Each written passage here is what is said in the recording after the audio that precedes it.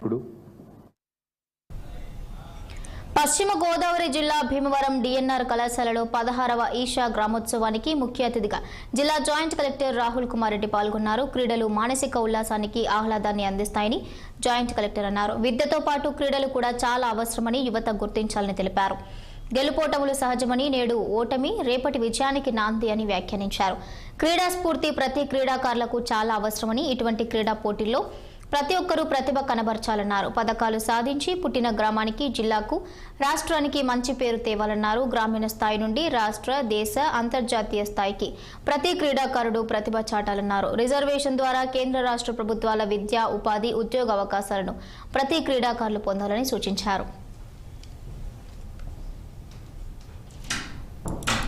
16వ Isha గ్రామోత్సవం inaugurate చేసుకోవడం జరిగింది.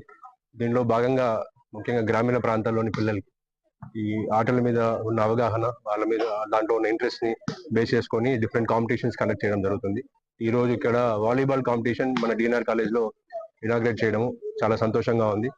దీనికి ఈషా ఫౌండేషన్ నుంచి వస్తున్న సపోర్ట్, ముఖ్యంగా గ్రామీణ ప్రాంతాల్లో ఏవైతే ఆటలు ఉన్నాయో పిల్లల్లో ఈ స్పోర్టివ్నెస్, క్రీడల మీద స్ఫూర్తి పెంచే విధంగా ఈ కాంపిటీషన్స్ పెట్టడం చాలా మంచి పరిణామం.